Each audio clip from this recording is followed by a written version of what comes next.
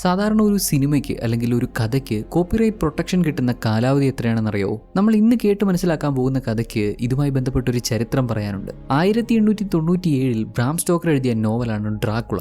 ഏറെ ശ്രദ്ധിക്കപ്പെട്ട ഈ പുസ്തകം ബേസ് ചെയ്ത് 1922 ഒരു സിനിമ പുറത്തിറങ്ങി. കഥ മാറ്റാതെ കഥാപാത്രങ്ങളുടെ പേര് മാറ്റി കോപ്പിറൈറ്റ് റൂൾസ് വയലേറ്റ് ചെയ്തുകൊണ്ട് പുറത്തിറങ്ങിയ ഒരു സിനിമയാണിത്. ഡ്രാക്കുള കഥ എഴുതിയ ബ്രാം സ്റ്റോക്കർ 1912 മരണപ്പെട്ടെങ്കിലും അദ്ദേഹത്തിന്റെ ഭാര്യ ഈ സിനിമയ്ക്കെതിരെ നിയമ നടപടി സ്വീകരിച്ചു.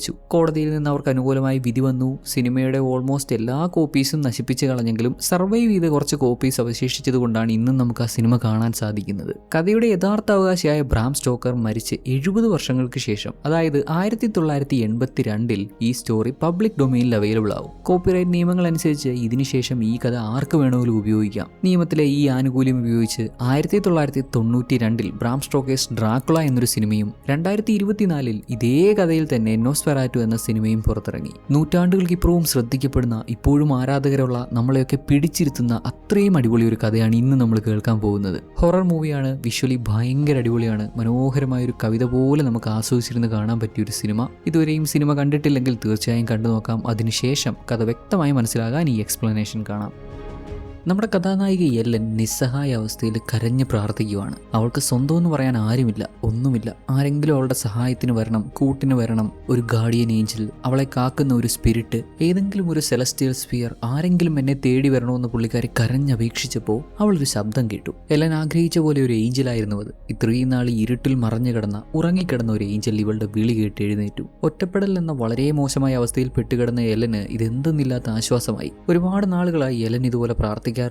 ഫൈനലി ഇന്നൊരു ദിവസം അവളുടെ പ്രാർത്ഥന കേട്ടുവല്ലോ. അവളെ തേടി വന്ന അത്ഭുത ശക്തി അവൾ അവൻ്റേത് മാത്രമാകണമെന്ന് ആവശ്യപ്പെട്ടു. കാലാകാലങ്ങളോളം അവൻ്റേത് മാത്രമായിരിക്കുമെന്ന് എലനോട് സത്യം ചെയ്യാൻ ആവശ്യപ്പെട്ടതും ഒറ്റപ്പെടലിന്റെ വേദനയിലായിരുന്ന അവൾ അധികമൊന്നും ചിന്തിക്കാതെ തനിക്കൊരു കൂട്ട് കിട്ടുമല്ലോ എന്നുള്ള വിശ്വാസത്തിൽ എല്ലാത്തിനും സമ്മതിച്ചു. ഉടനടി ആ ഏഞ്ചൽ അവളുടെ കഴുത്തിൽ കയറി പിടിക്കുകയും അവൾ കിടന്ന് പിടയുന്നൊക്കെയുണ്ട്. അതായത് എലന് കൂട്ടായിട്ട് വന്നതൊരു ഏഞ്ചൽ അല്ല, ഡെവിലാണ്, ഒരു വാമ്പയർ. അവളുടെ പ്രാർത്ഥന കേട്ട് അടുത്തിയെന്ന് അവളെ സ്വന്തമാക്കി. വർഷങ്ങൾ കഴിഞ്ഞുപോയി. പണ്ട് സംഭവിച്ച ഈ കാര്യങ്ങളൊക്കെ സ്വപ്നമായി കണ്ട് ഞെട്ടി എഴുന്നേക്കുവാണ് നമ്മുടെ എലൻ. ഇപ്പോൾ അവൾ ഒറ്റയ്ക്കല്ല, അവളോടൊപ്പം അവളുടെ ഹസ്ബൻഡ് തോമസ് ഉണ്ട്. കല്യാണം കഴിഞ്ഞ് അധികമായില്ല, ഇരുവരും ഫാമിലി ലൈഫിലേക്ക് കടക്കുന്നതേ ഉള്ളൂ. രാവിലെ തന്നെ തോമസ് ജോലിക്ക് പോകാൻ തുടങ്ങുന്നു. എലൻ അവനെ പിടിച്ച് ഉമ്മ കൊടുത്ത് കുറച്ച് സമയം കൂടെ എൻ്റെ കൂടെ സ്പെൻഡ് ചെയ്യുന്നൊക്കെ പറയുമ്പോൾ അവ 3-4 ഉമ്മ കൊടുത്തിട്ട് ഒട്ടും സമയമില്ല, പോയേ പറ്റുള്ളൂ എന്ന് പറഞ്ഞു പോവാണ്. തോമസ് ഇറങ്ങിയതും എലന്റെ മുഖം മാറി. താൻ മറ്റൊരാൾക്ക് അവകാശപ്പെട്ടതാണെന്നും തോമസിനെ അവർ തന്നിൽ നിന്ന് അകറ്റുമെന്നും അവൾ പറയുന്നുണ്ട്. വർഷം 1838 ആണ്. ജർമ്മനിയിലെ ഒരു റിയൽ എസ്റ്റേറ്റ് ഏജൻസിയിലാണ് നമ്മുടെ തോമസ് വർക്ക് ചെയ്യുന്നത്. കല്യാണം കഴിഞ്ഞ് അധികമായില്ലെന്ന് പറഞ്ഞല്ലോ. രാവിലെ ഓഫീസിൽ ചെന്ന തോമസിന് അവന്റെ ബോസ് ഒരു മുട്ടം പണി വെച്ചിട്ടുണ്ടായിരുന്നു. ഏതോ രാജവംശത്തിൽപ്പെടുന്ന ഒരു കൗണ്ട് ഇവരുടെ നാട്ടിലെ ഗ്രൂനവാൾട്ട് മാനർ എന്നൊരു കോട്ട വാങ്ങാൻ തയ്യാറായിട്ടുണ്ട്. എത്രയും വേഗം അതിന്റെ പേപ്പർ വർക്ക്സ് ഒക്കെ കംപ്ലീറ്റ് ചെയ്യണം. ആ ജോലിയാണ് നമ്മുടെ ഹീറോയെ ഏൽപ്പിക്കുന്നത്. ഈ പറഞ്ഞ കോട്ട പഴകി അറ്റം പറ്റിയ ഒരു കോട്ടയാണ്. അത് വലിയൊരു എമൗണ്ട് കൊടുത്ത് വാങ്ങാൻ ആ കൗണ്ട് തയ്യാറാവുന്നു. മാത്രമല്ല അങ്ങേര് അയാളുടെ നാട്ടിലാണ്. അവിടെ പോയി വേണം പേപ്പർ വർക്ക്സ് ഒക്കെ കംപ്ലീറ്റ് ചെയ്യാനായിട്ട്. ഇവിടുന്ന് 6 ദിവസം നീണ്ട യാത്രയുണ്ട്. അല്ല സാർ, ആളിവിടെ വരുമ്പോൾ നമുക്കിതെല്ലാം ഡീൽ ചെയ്താൽ പോരെ? ഓ നോ മൈ ബോയ്, ആൾ അർജന്റായിട്ട് പറഞ്ഞു എത്രയും വേഗം വർക്ക്സ് എല്ലാം കംപ്ലീറ്റ് ചെയ്യണം. നീ ധൈര്യമായിട്ട് പോയിട്ട് വാ, ഇത് കുറച്ച് നാളത്തെ പണിയല്ലേ ഉള്ളൂ. അയാൾ കുറേ പണവും തരും, നിനക്ക് നമ്മുടെ ഫേമിൽ നല്ലൊരു പൊസിഷനും കിട്ടും. എന്ത് പറയുന്നു, ചെയ്യുമല്ലേ? സർ ഇത് ഓക്കെയാണ്, ഞാൻ പോയിട്ട് വരാം.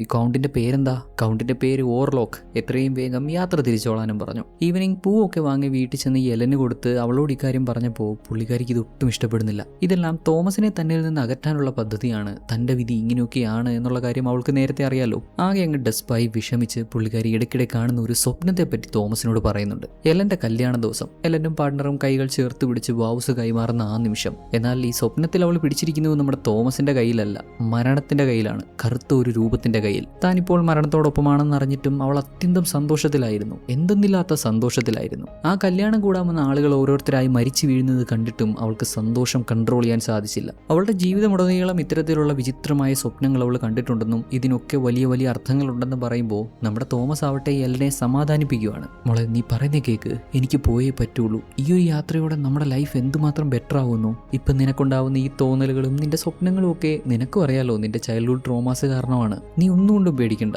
ജോലിയെല്ലാം തീർത്ത് വേഗം ഞാൻ തിരിച്ചു വരാം എന്നൊക്കെ പറഞ്ഞ് നമ്മുടെ എലനെ തോമസിന്റെ സുഹൃത്തായ ഫ്രെഡറിക്കിന്റെ വീട്ടിൽ കൊണ്ടാക്കുന്നു. നഗരത്തിലെ അതിസമ്പന്നനായ വ്യക്തിയാണ് ഫ്രെഡറിക്. അദ്ദേഹത്തിന്റെ ഭാര്യയോടും മക്കളോടും ഒപ്പം സന്തോഷമായി ജീവിക്കുന്നു. തോമസ് കൗണ്ടിനെ കാണാൻ പോകുന്ന ഈ കാലയളവിൽ അദ്ദേഹത്തിന്റെ ഭാര്യയെ എലനെ ഇവിടെ നിർത്തണമെന്ന് ആവശ്യപ്പെട്ടപ്പോൾ യാതൊരു മടിയും കൂടാതെ അദ്ദേഹം സമ്മതിക്കുന്നുണ്ട്. ഫ്രെഡറിക് ഇങ്ങനെ ഒരു മനുഷ്യനാണ്, എല്ലാവരോടും എപ്പോഴും ഒരു ചിൽ മൂഡിൽ നിൽക്കുന്ന ഒരു മനുഷ്യൻ. ആൾക്ക് 2 പെൺമക്കളാണ്. മൂന്നാമത്തെ ആൾ on the way, Anna pregnant ആണ്. രാത്രി കിടക്കാൻ സമയമാകുമ്പോൾ കുട്ടികൾ അവരുടെ ബെഡ്റൂമിൽ മോൺസ്റ്റർ ഉണ്ടെന്നൊക്കെ പറഞ്ഞ് അലറും. ഫ്രെഡറിക് ആവട്ടെ, എന്നാൽ പിന്നെ ഞാൻ വന്ന് മോൺസ്റ്ററെ ഹണ്ട് ചെയ്യാമെന്ന് പറഞ്ഞ് കുട്ടികളെ സമാധാനിപ്പിച്ച് വിളിച്ചുകൊണ്ട് പോകും. അവിടെ നമ്മുടെ തോമസിനും എല്ലനും സ്റ്റേ ചെയ്യാനുള്ള റൂമൊക്കെ അറേഞ്ച് ചെയ്ത് കൊടുത്തു. തോമസ് സുഖമായിട്ട് കിടന്നുറങ്ങുന്നുണ്ടെങ്കിലും എല്ലൻ ആകെ പേടിച്ചിട്ടാണ്. തോമസ് അപകടത്തിലേക്കാണ് പോകുന്നത് എന്നുള്ള ചിന്തയിൽ പുള്ളിക്കാരി അവളുടെ മുടി മുറിച്ച് ഒരു മാലയുടെ ലോക്കറ്റിനുള്ളിൽ വെക്കുന്നുണ്ട്. അവിടുന്ന് കട്ട് ചെയ്താൽ നമ്മുടെ തോമസിന്റെ ബോസ്, ആ റിയൽ എസ്റ്റേറ്റ് കമ്പനിയുടെ ഹെഡ് നോക്ക് എന്ന പുള്ളിക്കാരൻ പാതിരാത്രി തുണിയൊന്നുമില്ലാതെ കുറെ തിരികൾ കത്തിച്ചു വെച്ച് അതിന് ചുറ്റുമിരുന്ന് എന്തൊക്കെയോ ഭ്രാന്തമായി ഇങ്ങനെ വിളിച്ചു പറയാണ്. ഇയാളുടെ ഏതോ മാസ്റ്ററിന്റെ കൽപ്പന അനുസരിച്ച് അവനെ അങ്ങോട്ട് അയച്ചിട്ടുണ്ടെന്ന്, മാസ്റ്ററിന്റെ അടുത്തേക്ക് ആരെയോ അയച്ചിട്ടുണ്ടെന്നാണ് പറയുന്നത്. കാര്യം മനസ്സിലായില്ലേ? നമ്മുടെ തോമസിനെ പറ്റിയാണ് പറയുന്നത്. ഏതോ ഒരു നിഗൂഢ ശക്തിക്ക്, ഈ വ്യക്തിയെ കൺട്രോൾ ചെയ്യുന്ന നിഗൂഢ ശക്തിക്ക് തോമസിനെ വിട്ടുകൊടുക്കുകയാണ് ചെയ്തത്. എലൻ പേടിക്കുന്ന പോലെ വർഷങ്ങളായി അവളുടെ സ്വപ്നങ്ങളിൽ അവൾ കാണുന്ന പോലെയുള്ള ആ ഒരു ദുരന്തത്തിലേക്ക്, ആ ഒരു വല്ലാത്ത അവസ്ഥയിലേക്കാണ് തോമസ് ഇപ്പോൾ പൊക്കോണ്ടിരിക്കുന്നത്. അടുത്ത ദിവസം രാവിലെ എലനോട് യാത്ര പറഞ്ഞു. എലൻ ആ ഒരു മുടി വെച്ച ലോക്കറ്റ് ഇവന് കൊടുത്തു. എല്ലാ ദിവസവും കത്തെഴുതണം എന്നൊക്കെ ഏറെ വിഷമത്തോടെ പറഞ്ഞ് അവനെ യാത്രയാക്കുവാണ്. വലിയ യാത്രയാണ്. കാടും മലയും ഒക്കെ താണ്ടി ഒരുപാട് ദൂരം സഞ്ചരിച്ച് നമ്മുടെ ഹീറോ അങ്ങനെ മുന്നോട്ട് പോവാണ്. ഒത്തിരി ട്രാവൽ ചെയ്ത് അന്നേ ദിവസം പോകുന്ന വഴിക്കുള്ളൊരു ഗ്രാമത്തിൽ സ്റ്റേ ചെയ്യുവാണ് നമ്മുടെ ഹീറോ. റെസ്റ്റ് വേണമല്ലോ, ഇവന് മാത്രമല്ല കുതിരയ്ക്കും റെസ്റ്റ് വേണമല്ലോ. ഗ്രാമത്തിലെത്തിയ തോമസിനെ അവിടെയുള്ളവരങ്ങ് പൊതിഞ്ഞു. പാട്ടും നൃത്തവും ഒക്കെയായി ആവേശത്തോടെ അവനെ സ്വീകരിച്ചു. ആൾക്കൊന്നും മനസ്സിലായില്ല എന്താ ഇവിടെ സംഭവിക്കുന്നേ. നോക്കുമ്പോഴേ എല്ലാവരും ഇവനെ നോക്കി ചിരിക്കുന്നു. ഉടനെ ഗ്രാമത്തിലെ മെയിൻ ആൾ വന്ന് നമ്മുടെ തോമസിനോട് ആരാ, എന്ത് വേണം എന്നൊക്കെ ചോദിച്ചപ്പോൾ ഞാൻ ഇന്ന പോലെ കാസിലേക്ക് പോവാണ്, ഓർലോക്കിന്റെ കാസിലേക്ക് പോവാണ്, ഇന്നൊരു രാത്രി ഇവിടെ സ്റ്റേ ചെയ്യാൻ അനുവദിക്കണം എന്ന് പറഞ്ഞു. മിണ്ടരുത്, ആ പേര് ഇവിടെ ഉച്ചരിക്കരുത്, നിനക്കിവിടെ സ്ഥാനമില്ല, പൊക്കോ. അദ്ദേഹം എന്തുകൊണ്ട് ഇങ്ങനെ പറയുന്നു എന്നത് വ്യക്തമല്ല. തോമസ് ആവട്ടെ അവൻ്റെ കയ്യിലുള്ള കാശ് എടുത്ത് കാണിച്ച് ഞാൻ 2 ഇരട്ടി കാശ് തരാം, പ്ലീസ് എന്നെ ഇവിടെ സ്റ്റേ ചെയ്യാൻ അനുവദിക്കണം. ഇരട്ടി കാശ് കിട്ടുമെന്നായപ്പോൾ അവരും ശരി, ഇന്നൊരു ദിവസം നിന്നെ ഇവിടെ നിൽക്കാൻ അനുവദിക്കാം. കാശ് കണ്ട് കണ്ണ് മഞ്ഞളിച്ചിട്ടൊന്നുമല്ല, ആർത്തി ആയപ്പോണ്ട് മാത്രമാണ് എന്ന് പറഞ്ഞ് തോമസിനെ അവിടെ നിൽക്കാൻ അനുവദിച്ചു. നമ്മുടെ തോമസ് ഓർലോക്കിന്റെ കാസ്റ്റലിലേക്കാണ് യാത്ര ചെയ്യുന്നത് എന്ന് മനസ്സിലാക്കുന്ന ഗ്രാമത്തിലുള്ള ഒരു സ്ത്രീ ഇവന്റെ അടുത്ത് വന്ന് അങ്ങോട്ട് പോകരുത്, അയാളുടെ നിഴല് പോലും നിന്റെ മേൽ പതിയാൻ പാടില്ല, വിചിത്ര സ്വപ്നങ്ങൾ കൊണ്ട് അവൻ നിന്നെ അന്ധനാക്കും, പ്രാർത്ഥിച്ച് രക്ഷപ്പെടാൻ നോക്ക് എന്നിങ്ങനെ അവരുടെ ഭാഷയിൽ പറയുന്നുണ്ട്. ഇവർ ഈ പറയുന്നത് എന്തൊക്കെയാണെന്നോ ആരെപ്പറ്റി പറയുന്നതെന്നോ നമ്മുടെ തോമസിന് വ്യക്തമായിട്ട് അങ്ങോട്ട് മനസ്സിലായില്ല. അന്ന് രാത്രി അവിടെ കിടന്നുറങ്ങുമ്പോൾ ആ സ്ത്രീ പറഞ്ഞിട്ട് പോയ പോലെ ഏറെ വിചിത്രമായൊരു സ്വപ്നം നമ്മുടെ തോമസ് കാണുന്നുണ്ട്. ഈ ഗ്രാമത്തിലുള്ള ആളുകളൊക്കെ ഒരു സ്ത്രീയെ, നഗ്നയായ ഒരു സ്ത്രീയെ കുതിരപ്പുറത്ത് കയറ്റി കൊണ്ടുപോകുന്നു. തോമസ് പിന്നാലെ ചെന്നു. ഏതാ സംഭവം എന്നറിയണമല്ലോ. ഗ്രാമത്തിലുള്ളവര് ഒരു വാമ്പയറിന്റെ കല്ലറയിൽ ചെന്ന് അതിന്റെ മൂടി മാറ്റി വാമ്പയറിന്റെ ശവശരീരത്തിൽ കത്തി കുത്തിയിറക്കുന്നു. ഞെട്ടിപ്പോയ നമ്മുടെ തോമസ് അലറി വിളിച്ചതും ഗ്രാമത്തിലുള്ളവരൊക്കെ ഇവനെ തിരിഞ്ഞു നോക്കുന്നു. ഉടൻ തന്നെ ആൾ സ്വപ്നത്തിൽ നിന്ന് ഞെട്ടി എണീറ്റു. നേരം വെളുത്തു. പുറത്തിറങ്ങി നോക്കിയപ്പോൾ ഗ്രാമത്തിലെങ്ങും ഒരാളെ പോലും കാണാനില്ല. ഇന്നലെ വന്ന സമയത്ത് ഒരുപാട് ആളുകൾ തിങ്ങി പാർക്കുന്നതായിട്ട് തോമസ് കണ്ട ഒരു സ്ഥലം ഇന്നിപ്പോൾ ഒറ്റ മനുഷ്യനെ പോലും കാണാനില്ല. എല്ലാവരും എവിടെ പോയെന്ന് അറിയില്ല. ഏറെ വിചിത്രമായ ഈ കാഴ്ചകളൊക്കെ കണ്ട് തോമസിന് ഭയമാവുന്നുണ്ടെങ്കിലും യാത്ര ചെയ്യുകയല്ലാതെ വേറെ നിവൃത്തിയില്ലല്ലോ. ജോലി ഏറ്റുപോയില്ലേ.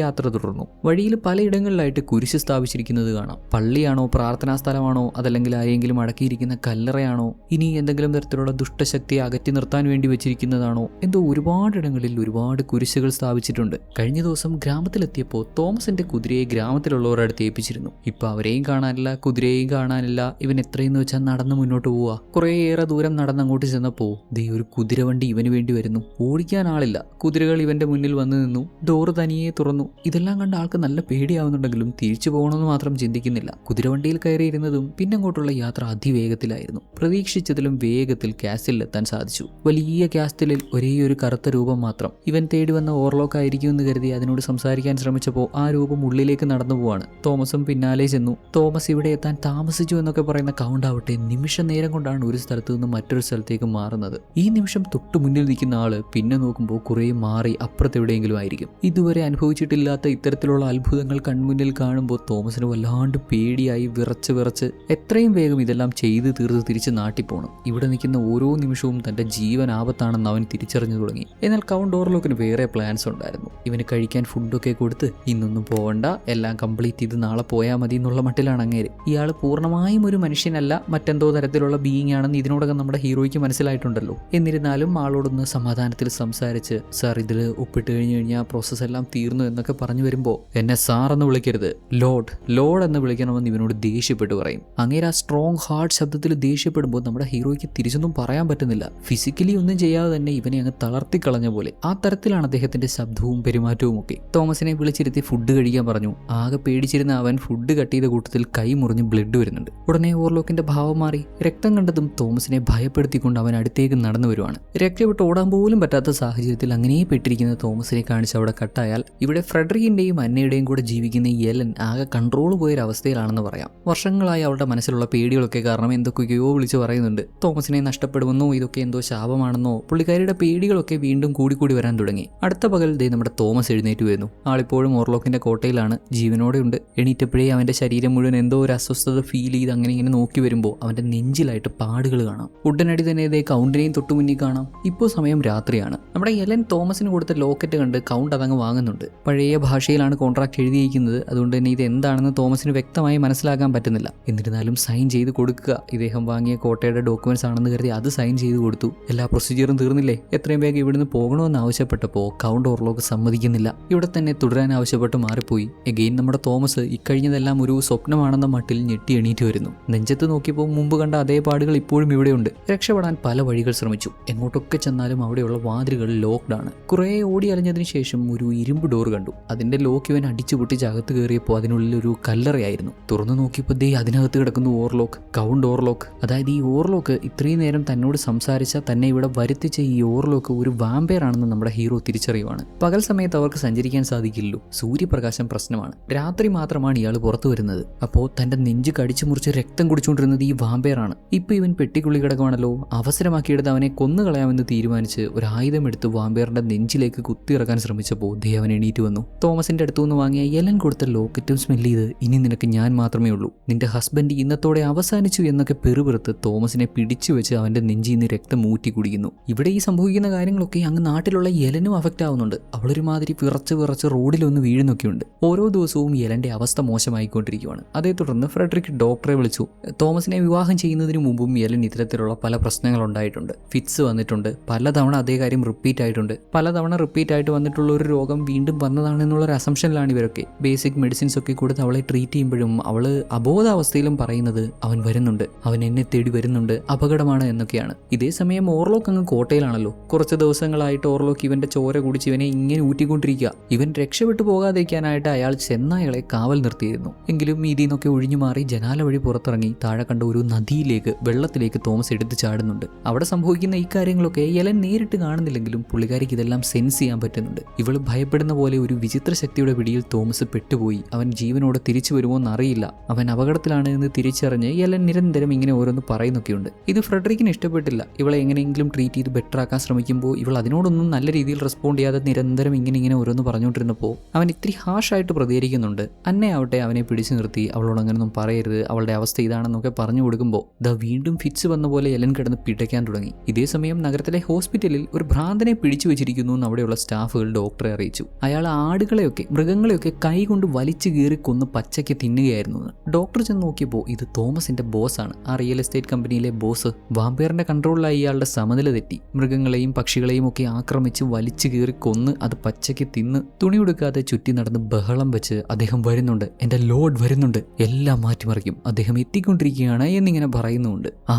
ആരെ പറ്റിയാണ് ഇയാൾ പറയുന്നത് എന്ന് ഡോക്ടർ ചോദിച്ചപ്പോൾ എന്തൊക്കെയോ പിച്ചും പേയും പറഞ്ഞ് ഡോക്ടറിന് നേരെ ചാടി വീണു. ഡോക്ടറിനൊപ്പം ആളുകൾ ഉണ്ടായിരുന്നത് ഭാഗ്യം, അല്ലെങ്കിൽ അദ്ദേഹത്തെ കടിച്ചു കൊന്നേനെ. ഇതെല്ലാം ഡോക്ടർ ഫ്രെഡറിക്കിന്റെ അടുത്ത് വന്ന് പറയുന്നുണ്ട്. ഇദ്ദേഹത്തിന്റെ സംശയം എലന്റെ അവസ്ഥയും ആ ഭ്രാന്തന്റെ അവസ്ഥയും ഒക്കെ ഏതാണ്ട് സിമിലർ ആണ്. അവർ പറയുന്ന കാര്യങ്ങൾ എവിടേക്കോ കണക്ട് ആവുന്നുണ്ട്. അതിനർത്ഥം ഇതിൽ എന്തോ ഒരു സത്യമുണ്ടെന്നല്ലേ. സയൻസിൽ വിശ്വസിക്കാൻ ഇഷ്ടപ്പെടുന്ന ഫ്രെഡറിക്ക് അങ്ങനെയൊന്നും ആവില്ല എന്ന് പറയുന്നുണ്ടെങ്കിലും ആ ഭ്രാന്തൻ തോമസിന്റെ ബോസ് ആണെന്നറിഞ്ഞതും തോമസ് അപകടത്തിലാണെന്ന് ഇദ്ദേഹത്തിന് മനസ്സിലാവുന്നുണ്ട്. എലൻ പറയുന്ന പോലെ തോമസിനെ കെണിയിൽപ്പെടുത്തിയതാവാനുള്ള സാധ്യതയുണ്ട് എന്ന് മനസ്സിലാക്കി. അപ്പോഴേക്കും വെള്ളത്തിൽ ചാടിയ നമ്മുടെ തോമസിനെ ആ പ്രദേശത്തുണ്ടായിരുന്ന ഒരു സ്ത്രീ കണ്ടെത്തുന്നുണ്ട്. അവൾ അവനെ രക്ഷപ്പെടുത്തി നേരെ പള്ളിയിലേക്കാണ് കൊണ്ടുചെല്ലുന്നത്. അവിടെ കന്യാസ്ത്രീകൾ അവന് ചുറ്റും നിന്ന് പ്രാർത്ഥിക്കുമ്പോൾ നമ്മുടെ തോമസ് ആവട്ടെ ഓർലോക്ക് നല്ലറി വിളിച്ചുകൊണ്ട് എഴുന്നേറ്റ് വരും. ഉടനെ കന്യാസ്ത്രീകളിൽ ഒരാള് നീയും അവനാൽ ബാധിക്കപ്പെട്ടിരിക്കുകയാണ്, ഈ പള്ളി വിട്ട് പുറത്തു പോകരുത്, ഇതിനുള്ളിൽ നീ സേഫ് ആയിരിക്കും എന്നൊക്കെ പറയുമ്പോൾ നമ്മുടെ ഹീറോ ആവട്ടെ ഇവന് നാട്ടിലേക്ക് പോകണം, ഇവന്റെ ഭാര്യ എലൻ അപകടത്തിലാണ് എന്ന് പറയാണ്. കാരണം ഓർലോക്ക് ലക്ഷ്യം വെക്കുന്നത് എലനെയാണ്. എലനെ സ്വന്തമാക്കാൻ വേണ്ടി അവൻ അങ്ങോട്ട് പോകുന്നുണ്ടെന്ന് നമ്മുടെ ഹീറോ മനസ്സിലാക്കിയിരുന്നു. എത്രയും വേഗം തനിക്ക് തിരിച്ച് നാട്ടിലെത്തണം എന്ന് പറഞ്ഞ് തോമസും യാത്ര തിരിച്ചു. തോമസ് പറഞ്ഞ പോലെ ഓർലോക്ക് ജർമ്മനിയിലേക്ക് നമ്മുടെ യെലനെ തേടി കപ്പലിൽ ഒരു പെട്ടിക്കുള്ളിൽ യാത്ര ചെയ്യുവാണ്. ഒറ്റയ്ക്കല്ല, നഗരം മുഴുവൻ നശിപ്പിക്കാൻ പദ്ധതിയിട്ട് പ്ലേഗുമായിട്ടാണ് വരുന്നത്. കപ്പലിലുണ്ടായിരുന്ന ഒരുപാട് യാത്രക്കാർക്ക് പ്ലേഗ് വന്ന് യാത്രാമധ്യേ തന്നെ മരിച്ചു വീഴുന്നു. നമ്മുടെ യെലന്റെ അവസ്ഥ പിന്നെയും മോശമാവുന്നത് കാരണം ഡോക്ടർക്ക് പരിചയമുള്ള ഒരു പ്രൊഫസറെ വിളിച്ചു വരുത്തി അദ്ദേഹത്തിന്റെ സഹായത്തോടെ അവളെ ട്രീറ്റ് ചെയ്യുവാണ്. പ്രൊഫസർ എലനോട് കാര്യങ്ങളൊക്കെ ചോദിക്കുമ്പോൾ ചെറുപ്പം മുതലേ അവൾക്ക് ഫേസ് ചെയ്തിട്ടുള്ള കാര്യങ്ങൾ, അവളുടെ ഒറ്റപ്പെടലും പ്രശ്നങ്ങളും ഒക്കെ അവൾ ഇദ്ദേഹത്തോട് പറയുന്നുണ്ട്. ഏറെ ചെറുപ്പത്തിൽ അവളുടെ അമ്മ മരണപ്പെട്ടു. അതിനുശേഷം ഇങ്ങോട്ട് ഒറ്റയ്ക്കുള്ള ജീവിതം, ആരും കൂട്ടിനില്ലാതെ ഒറ്റപ്പെട്ടു പോയി എന്നുള്ള അവസ്ഥയിൽ പെട്ടുപോയതും പുള്ളിക്കാരി ദിവസവും പ്രാർത്ഥിക്കാൻ തുടങ്ങി. നിരന്തരമായ അവളുടെ പ്രാർത്ഥനയ്ക്ക് വിളി കേട്ടതോ ഒരു ചെകുത്താനും ഒരു വാമ്പയർ. ഇവളുടെ ഒറ്റപ്പെടലൊക്കെ മാറുമെന്നുള്ള അവന്റെ ഉറപ്പിൽ ഇവൾ സത്യം ചെയ്തു കൊടുത്തു. അതിനുശേഷം പിന്നിങ്ങോട്ടുള്ള ഇവളുടെ ജീവിതം ഏറെ ബുദ്ധിമുട്ടായിരുന്നു. തുടർച്ചയായി പലതരത്തിലുള്ള വിയേർഡായിട്ടുള്ള എക്സ്പീരിയൻസിലൂടെയൊക്കെയാണ് നമ്മുടെ ഹീറോയിൻ അതിജീവിച്ച് മുന്നോട്ട് വന്നത്. പിന്നീട് ഇവൾ തോമസിനെ വിവാഹം ചെയ്തു. അതിനുശേഷം ആ ഒരു ഡീമൻ ഇവളെ പൊസസ് ചെയ്യാൻ സാധിച്ചിട്ടില്ല. അതുകൊണ്ടാണ് ആ ഡീമൻ തോമസിനെ തന്ത്രപരമായി ഇവളിൽ നിന്ന് അകറ്റിയത്. തോമസ് ഇവിടുന്ന് യാത്ര തിരിച്ചതും യെലന് പഴയ പോലെയുള്ള പ്രശ്നങ്ങളൊക്കെ ഉണ്ടാവാൻ തുടങ്ങി. ഫിറ്റ്സ് വന്നതും പരസ്പര വിരുദ്ധമായിട്ട് സംസാരിക്കുന്നതുമൊക്കെ ആ വാമ്പയർ ഇവളെ പൊസസ് ചെയ്ത് വെച്ചിരിക്കുന്നത് കൊണ്ടാണ്. ഓർലോക്ക് തോമസിനെ കൊണ്ട് സൈൻ ചെയ്യിച്ചു വാങ്ങിച്ച ആ കോൺട്രാക്റ്റിൽ എഴുതിയിരുന്നത് തോമസിന് യെലനിൽ എന്തൊക്കെ അധികാരങ്ങളുണ്ടോ അത് മുഴുവൻ ഓർലോക്കിന് കൊടുക്കുന്നുവെന്നായിരുന്നു. അന്നേ ദിവസം രാത്രി വീണ്ടും എലൻ പൊസസ് ചെയ്യപ്പെടുന്നുണ്ട്. പ്രൊഫസർ അവളോട് സംസാരിച്ച് എങ്ങനെയെങ്കിലും അവളെ തിരിച്ചു കൊണ്ടുവരാൻ ശ്രമിച്ചപ്പോൾ ആ വാമ്പയർ ഓർലോക്ക് നമ്മുടെ യെലനിലൂടെ ഇവരോട് സംസാരിക്കുവാണ്. ഇവർക്കെല്ലാമുള്ള വാണിംഗ് ആയിരുന്നു, എല്ലാവരെയും കൊന്ന് ഈ നാട് മുഴുവൻ നശിപ്പിക്കുമെന്ന്. കാര്യത്തിന്റെ ഗൗരവം മനസ്സിലാക്കിയ പ്രൊഫസർ ഇവൾ പറയുന്ന പോലെ ഇതിനു പുറകിൽ ഒരു വാമ്പയർ ഉണ്ട്, അവനിങ്ങോട്ട് വന്നുകൊണ്ടിരിക്കുകയാണ് എന്നുള്ള കാര്യങ്ങളൊക്കെ മനസ്സിലാക്കി പറയുമ്പോൾ ഫ്രെഡറിക് ഇതൊന്നും സമ്മതിക്കുന്നില്ല. ഈ പറഞ്ഞതൊക്കെ വെറും കഥകൾ മാത്രമാണ്, റിയൽ അല്ല. കെട്ടുകഥയും വിശ്വസിച്ച് അതിനു പുറകെ ഓടാൻ പറ്റില്ലെന്നാണ് അവന്റെ വാദം. ഇതേ സമയം ഓർലാക്ക് വന്നുകൊണ്ടിരിക്കുന്ന കപ്പലിൽ ഒരുപാട് ആളുകൾ പ്ലേഗ് വന്ന് മരിച്ചതോടെ അതിലുണ്ടായിരുന്ന ഒരാൾ ആ പെട്ടിയാണ് എല്ലാത്തിനും കാരണം, അതിനുള്ളിലുള്ളത് ഈവിലാണെന്ന് മനസ്സിലാക്കി ഒരു കോടാലിയും എടുത്ത് പെട്ടിയുടെ അടുത്ത് വന്ന് അത് തുറക്കും. പെട്ടിക്കുള്ളിൽ കുറേ എലികളായിരുന്നു. ഉടനെ ഓർലോക്ക് പുറകിലൂടെ വന്ന് അവനെയും പിടിച്ച് കൊന്നുകളഞ്ഞു. നഗരത്തിലാവട്ടെ ഓർലോക്ക് കൺട്രോളിൽ വെച്ചിരിക്കുന്ന ഓർലോക്കിന്റെ അടിമയായ നമ്മുടെ തോമസിന്റെ ബോസ് അങ്ങേരെ പിടിച്ചു വെച്ചിരുന്ന ഹോസ്പിറ്റലിൽ നിന്ന് ആ സെല്ലിൽ നിന്ന് അവിടുത്തെ സെക്യൂരിറ്റിയെയും കടിച്ച് രക്ഷപ്പെടുന്നുണ്ട്. അപ്പോഴേക്കും നമ്മുടെ തോമസും തിരികെ എത്തി. എലൻ പറഞ്ഞതൊക്കെ സത്യമായിരുന്നെന്നും ഓർലോക്ക് ഇവളെ തേടി വന്നുകൊണ്ടിരിക്കുകയാണെന്നും തോമസും പറയുന്നുണ്ട്. അപ്പോഴേക്കും ഓർലോക്ക് വന്നുകൊണ്ടിരുന്ന കപ്പലും കരയിലേക്ക് ഇടിച്ചിറങ്ങി. ഇനി നാട് മുഴുവൻ പ്ലേഗ് പരക്കും. ഓർലോക്കും എത്തിയിട്ടുണ്ട്. അവൻ ഓൾറെഡി കൺട്രോളിലാക്കി വെച്ചിരിക്കുന്ന അവന്റെ ഇവിടുത്തെ അടിമ നോക്ക്, അതായത് നമ്മുടെ തോമസിന്റെ ബോസ്, അങ്ങേര് ഓർലോക്കിനെ കൂട്ടിക്കൊണ്ട് ഓർലോക്ക് ഈ നഗരത്തിൽ വാങ്ങിയ ആ ഒരു പഴയ ബിൽഡിങ്ങിൽ ചെന്നു. തന്റെ മാസ്റ്റർ എന്തു പറഞ്ഞാലും അത് അക്ഷരം പ്രതി അനുസരിക്കാൻ തയ്യാറായി നിൽക്കുവാണ് അയാള്. ഈ എലനെ സ്വന്തമാക്കണമല്ലോ, അതിനി എലൻ സമ്മതിക്കണം. പണ്ട് അവൾ ഇയാൾക്ക് സത്യം ചെയ്തു കൊടുത്ത പോലെ അവൾ ഇയാൾക്ക് വഴങ്ങി കൊടുക്കണം. അവളെ സമ്മതിപ്പിക്കാനുള്ള പദ്ധതികൾ ഓർലോക്ക് തുടങ്ങി വെച്ച് കഴിഞ്ഞു. നഗരം മുഴുവൻ ഓർലോക്ക് അവന്റെ കൺട്രോളിലാക്കുന്നുണ്ട്, അവന്റെ നിഴലിൻ കീഴിലാക്കുന്നുണ്ട്. ഇതെല്ലാം ഫീൽ ചെയ്യുന്ന നമ്മുടെ ഹീറോയിനാവട്ടെ അവളുടെ വിഷമവും സങ്കടവും ഒക്കെ ഫ്രെഡറിക്കിന്റെ ഭാര്യ ആന്നയുടെ അടുത്ത് പറയുന്നുണ്ട്. മരണമാണിത്, മരണം ഇത്രയും അടുത്തെത്തി. രാത്രി ഒറ്റയ്ക്കൊരു റൂമിൽ കിടക്കാൻ പോലും എലന് പേടിയാണത്രേ. അന്നയുടെ കൂടെ കിടന്നോട്ടെ എന്ന് അവളോട് കെഞ്ചി പറയുന്നൊക്കെയുണ്ട്. ഇതേ സമയം ഫ്രെഡറിക് ആവട്ടെ പ്രൊഫസർ പറയുന്ന കഥയൊന്നും വിശ്വസിക്കാതെ എത്രയും വേഗം പ്ലേഗിന് എന്തെങ്കിലും ചെയ്യണം, ഇതിങ്ങനെ പരന്നുകൊണ്ടിരിക്കുവാണ്, ജനങ്ങൾ മരിച്ചു വീണുകൊണ്ടിരിക്കുവാണ്, ഇവരിങ്ങനെ പ്രേതകഥയും പറഞ്ഞുകൊണ്ടിരിക്കാതെ എന്തെങ്കിലും കാര്യമായിട്ട് ചെയ്യണമെന്ന് ആവശ്യപ്പെട്ടു. എന്നാൽ നഗരത്തിൽ പ്ലേഗ് ഉണ്ടാവുന്നതിന്റെ കറക്റ്റ് റീസൺ അറിയാവുന്ന പ്രൊഫസർ നമ്മൾ അതിനെയല്ല ട്രീറ്റ് ചെയ്യേണ്ടത്, അവനെ തടയാനാണ് ശ്രമിക്കേണ്ടത്. അല്ലാത്ത പക്ഷം നമുക്കൊന്നും തടഞ്ഞു നിർത്താൻ പറ്റില്ല, നഗരം മുഴുവൻ നശിക്കും എന്നൊക്കെ പറയുന്നുണ്ടെങ്കിലും ഇത് ഫ്രെഡറിക്കിനെ ദേഷ്യം പിടിപ്പിക്കുക മാത്രമാണ് ചെയ്തത്. രാത്രി അന്നയുടെ കൂടെ കിടന്നിറങ്ങിയ എലന്റെ അടുത്ത് നോസ്ഫെറാറ്റു നേരിട്ടെത്തി. ഇത്രയുമൊക്കെ ആയപ്പോൾ അവനെ ഇങ്ങനെ നേരിട്ട് കണ്ടപ്പോൾ എലൻ പേടിച്ചില്ല. ഇതിനു മുമ്പും പലതവണ ഇവളുടെ സ്വപ്നങ്ങളിലൂടെയൊക്കെ അവനെ കണ്ടിട്ടുണ്ട്. അവൻ ആഗ്രഹിക്കുന്ന പോലെ ആവശ്യപ്പെടുന്ന പോലെ അവന് വഴങ്ങിക്കൊടുക്കില്ല എന്ന് എലൻ പറഞ്ഞപ്പോൾ എത്രയോ കാലങ്ങളായി ഞാൻ ഉറക്കത്തിലായിരുന്നു, ആ എന്നെ വിളിച്ചു വരുത്തി എന്നോടൊപ്പം ഉണ്ടാകുമെന്ന് സത്യം ചെയ്തു നീയല്ലേ, കാലാകാലങ്ങളായി ഞാൻ ഉറങ്ങിക്കൊണ്ടിരുന്ന പെട്ടിയിൽ നിന്ന് പുറത്തു വന്നത് നിനക്ക് വേണ്ടിയാണ്, എന്നിട്ടിപ്പം നീ വാക്ക് മാറ്റുന്നു, നീ എന്റേതാണ്, തോമസിൽ നിന്ന് നിന്റെ സർവ്വാധികാരവും ഞാൻ നേടിയെടുത്തതാണ്.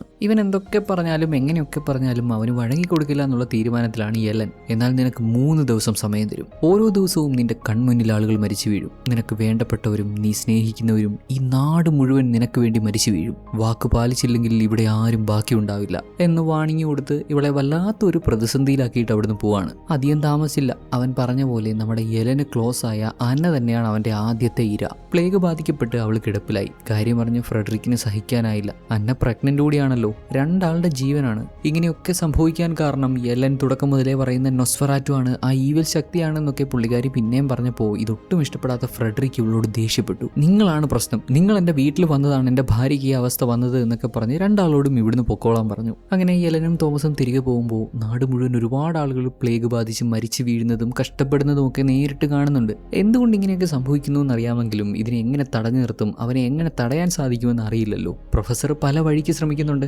അവനെ തടഞ്ഞു നിർത്താൻ എന്തെങ്കിലും ഒരു ചെറിയ ചാൻസെങ്കിലും കിട്ടുമോ എന്ന് അദ്ദേഹം ഒത്തിരി അന്വേഷിക്കുന്നുണ്ട്. ഓർലോക്കിനെ പറ്റി വിശദമായി അന്വേഷിക്കുന്നു. ഇവിടെ ഓർലോക്കിന്റെ അടിമയായി മാറിയ നോക്കിന്റെ വീട്ടിൽ ചെന്ന് അവിടെ കാര്യങ്ങളൊക്കെ തിരയുമ്പോൾ അവിടുന്ന് ഒരു വലിയ ബുക്ക് കിട്ടി. അതിനുള്ളിൽ നോസ്ഫെറാറ്റുവിന്റെ വലിയൊരു വീക്ക്നെസ് ഇദ്ദേഹം കണ്ടെത്തി. സൂര്യപ്രകാശം അവന്റെ വീക്ക്നെസ് ആണ്. പകൽ സമയത്ത് അവൻ പുറത്തു വരാറില്ലല്ലോ, പെട്ടിക്കുള്ളിൽ മറഞ്ഞിരിക്കാനാണ് പതിവ്. ഈ പതിവ് തെറ്റിച്ചാൽ അവനെ നശിപ്പിക്കാൻ സാധിക്കും. പകൽ സമയത്ത് എങ്ങനെയെങ്കിലും അവനെ പുറത്തു കൊണ്ടുവരണം. നോസ്ഫെറാറ്റു എലൻ അനുവദിച്ച 3 ദിവസത്തിൽ 2-ാം ദിവസം രാത്രി നമ്മുടെ അന്നയും അന്നയുടെ 2 പെൺമക്കളും കൊല്ലപ്പെടുന്നുണ്ട്. നോസ്ഫെറാറ്റു അവരുടെ വീട്ടിൽ വന്ന് പെൺമക്കളെയും അവളെയും കൊന്നുകളഞ്ഞു. ഫ്രെഡറിക് ആകെ സങ്കടത്തിലായി. കൂടാതെ വാശിയും ദേഷ്യവും. ഇദ്ദേഹത്തിന്റെ പരിമിതമായ അറിവ് വെച്ച് അമാനുഷികമായി ഇവിടുന്നും സംഭവിക്കുന്നില്ലെന്നാണ് ആള് കരുതുന്നത്. ഇപ്പോൾ അദ്ദേഹത്തിന്റെ കുടുംബത്തെ നഷ്ടപ്പെട്ടതോടെ ആ ദേഷ്യം നമ്മുടെ എലനോടാണ് പ്രകടിപ്പിക്കുന്നത്. ഇതെല്ലാം അവളുടെ മിസ്റ്റേക്ക് ആണ് എന്ന് പറഞ്ഞ് ദേഷ്യപ്പെടുമ്പോൾ തോമസ് അവനെ പിടിച്ചു നിർത്തി വാമ്പയർ ഇവന്റെ നെഞ്ചത്ത് കടിച്ച പാടുകൾ കാണിച്ചു കൊടുത്തു. നോക്ക്, ഇവർ പറയുന്നത് കെട്ടുകഥയല്ല, ഞാനിതൊക്കെ നേരിട്ട് കണ്ടതാണ്, ഇനിയെങ്കിലും ഒന്ന് വിശ്വസിക്ക്, അവനെ തടഞ്ഞു നിർത്താൻ നമുക്ക് പറ്റും, പ്രൊഫസർ ഒരു വഴി കണ്ടെത്തിയിട്ടുണ്ട് എന്നൊക്കെ പറഞ്ഞപ്പോൾ ഫ്രെഡറിക്കും വിശ്വസിച്ചു.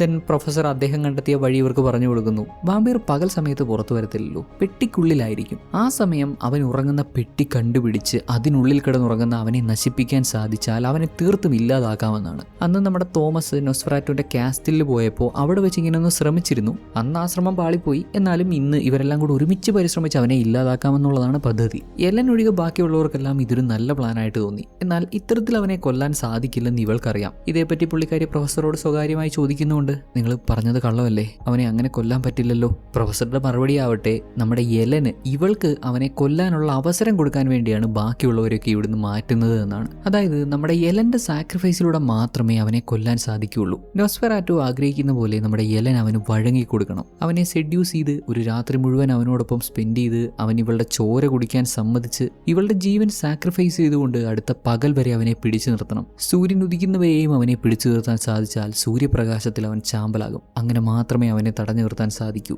എലന് മാത്രമേ ഈ നാടിനെ രക്ഷിക്കാൻ പറ്റൂ. അതും അവൾ സ്വന്തം ജീവൻ കൊടുത്ത് ഈ നാടിനെ രക്ഷിക്കണമെന്ന് പറയാണ്. അവൾ അതിന് തയ്യാറാണ്. പ്രൊഫസറിന്റെ പ്ലാൻ പോലെ ബാക്കിയുള്ളവരെയെല്ലാം അദ്ദേഹം ഇവിടുന്ന് മാറ്റി നിർത്തുന്നു. നമ്മുടെ തോമസ് എലന്റെ അടുത്ത് ഇന്നുകൊണ്ട് സകല പ്രശ്നങ്ങളും അവസാനിക്കും, ഇത്രയും നാൾ അവളെ ഹോണ്ട് ചെയ്തുകൊണ്ടിരുന്ന അവനെ ഇന്നുകൊണ്ട് ഇല്ലാതാക്കും എന്നൊക്കെ പറഞ്ഞിട്ടാണ് പോകുന്നത്. എന്നാൽ ശരിക്കും പദ്ധതി ഇവൾ സാക്രിഫൈസ് ചെയ്യുകയാണെന്ന് അവൻ അറിയില്ലല്ലോ. അവരെല്ലാം പോയതും നമ്മുടെ എലൻ വാമ്പയറിനെ സ്വീകരിക്കാൻ ഡ്രസ്സൊക്കെ ഇട്ട് റെഡിയായി നല്ല രീതിയിൽ ഒരുങ്ങി നോസ്ഫെറാറ്റുവിനെ പൂർണ്ണ മനസ്സോടെ സ്വീകരിക്കാൻ താൻ തയ്യാറാണ് എന്ന് വിളിച്ചു പറഞ്ഞു. പ്രൊഫസർ ഇവരെയെല്ലാം മാറ്റി നിർത്താനിട്ട പ്ലാൻ പ്രകാരം കാസ്റ്റിലേക്ക് പോകാനായിട്ട് പ്ലാൻ ചെയ്തവരുടെ കൂട്ടത്തിൽ നമ്മുടെ ഫ്രെഡറിക്കിനെ കാണാനില്ല. ഇവനിതിവിടെ പോയതാണെന്ന് അന്വേഷിച്ച് ചെല്ലുമ്പോൾ അദ്ദേഹത്തിന്റെ ഭാര്യയെയും മക്കളെയും അടക്കി ആ കല്ലറയിലാണ് അവൻ. അവരെ നഷ്ടപ്പെട്ട വേദനയിൽ ആൾ അവിടെ കിടന്നു. നമ്മുടെ തോമസും പ്രൊഫസറും ഒക്കെ ഫ്രെഡറിക്കിനെ നോക്കി അങ്ങോട്ട് ചെന്നപ്പോൾ കാണുന്ന കാഴ്ചയോ കൊല്ലപ്പെട്ട് കിടക്കുന്ന ഫ്രെഡറിക്കിനെയാണ്. അദ്ദേഹവും മരണത്തിന് കീഴടങ്ങി. ഇനിയും വെച്ച് താമസിപ്പിച്ചുകൂടാ, എത്രയും വേഗം വാമ്പയറിനെ ഇല്ലാതാക്കണമെന്നുള്ള ഉദ്ദേശത്തിൽ നമ്മുടെ തോമസും പ്രൊഫസറും ഡോക്ടറും കൂടി വാമ്പയർ വാങ്ങിയ ആ ഒരു കോട്ടയിലേക്ക് ചെല്ലുന്നു. ഏതാണ്ട് പൊട്ടിപ്പൊളിഞ്ഞ് നശിച്ചൊരു പരുവമായ ആ പഴയ ബിൽഡിങ്ങിൽ ചെന്ന് അവന്റെ കല്ലറ തുറന്ന് കിട്ടിയ വാക്കിന് നമ്മുടെ തോമസ് ആദ്യം തന്നെ ആഞ്ഞു കുത്തി. എന്നാൽ ഇവിടെ ഇതിനുള്ളിലുണ്ടായിരുന്നത് വാമ്പയർ അല്ല, പകരം വാമ്പയർ അടിമയായിട്ട് കൊണ്ടു നടന്ന ഇവന്റെ ബോസ് ഉണ്ടല്ലോ, തോമസ് വർക്ക് ചെയ്തിരുന്ന റിയൽ എസ്റ്റേറ്റ് കമ്പനിയിലെ ബോസ്, അങ്ങേരാണ്. ഓർലോക്ക് ഇവിടെ ഇല്ലെങ്കിൽ ഇപ്പോൾ എവിടെയായിരിക്കും? ഊഹിക്കാവുന്നതല്ലേ ഉള്ളൂ. കാര്യം മനസ്സിലാക്കി തോമസ് ചങ്ക് പൊട്ടി വീട്ടിലേക്ക് തിരിച്ചോടുവാണ്. ഇവിടെ നമ്മുടെ എലൻ വാമ്പയറിനെ സെഡ്യൂസ് ചെയ്ത് അവനെ പിടിച്ചു കിടത്തി അവൻ ആഗ്രഹിക്കുന്ന പോലെയൊക്കെ നിന്നുകൊടുത്ത് ഒടുക്കം ഇവളെ തന്നെ അവന് മുന്നിൽ സാക്രിഫൈസ് ചെയ്യുവാണ്. അവളുടെ ചോര അവൻ ഊറ്റി കുടിച്ചു. അങ്ങനെ അങ്ങനെ അങ്ങനെ സമയം പോയത് അവൻ അറിഞ്ഞില്ല. അത്രയും സമയം അവനെ സെഡ്യൂസ് ചെയ്ത് പിടിച്ച് സൂര്യൻ ഉദിച്ചു വന്നിട്ടും അവനെ വിടാതെ പിടിച്ച് ആ സൂര്യപ്രകാശത്തിൽ അവനെയും കൂടി ഇല്ലാതാക്കുവാണ്. ഇത് മാത്രമായിരുന്നു അവനെ കൊല്ലാനുള്ള ഏക വഴി. സ്ഥലകാലബോധമില്ലാതെ അവനെ മയക്കുക, അവനെ കൺട്രോളിലാക്കുക, അവൻ ഏറ്റവും ആഗ്രഹിക്കുന്ന കാര്യം അവന് കൊടുത്ത് അവന്റെ ഏറ്റവും വലിയ വീക്ക്നെസ് ഉപയോഗിച്ച് തന്നെ അവനെ നശിപ്പിച്ചു കളഞ്ഞു. തോമസ് ഓടി വീട്ടിൽ വന്നപ്പോൾ വാമ്പയർ ഓൾറെഡി മരിച്ചു കഴിഞ്ഞു. എലനും മരണത്തിലേക്ക് വീണുകൊണ്ടിരിക്കുന്നു. അവസാന നിമിഷം തോമസ് അവളെ ചേർത്ത് പിടിച്ചു. എലൻ മരണപ്പെട്ടു. അത്രയുള്ള നമ്മുടെ കഥ. എല്ലാ സുഹൃത്തുക്കൾക്കും കഥ ഇഷ്ടപ്പെട്ടിട്ടുണ്ടാവുമെന്ന് കരുതുന്നു. അഭിപ്രായങ്ങളും നിർദ്ദേശങ്ങളും ഒക്കെ കമൻറ്റ് ചെയ്ത് അറിയിക്കാൻ ശ്രദ്ധിക്കുമല്ലോ. മറ്റൊരു ദിവസം മറ്റൊരു നല്ല സിനിമയുടെ കഥയുമായി കാണാം. Take care.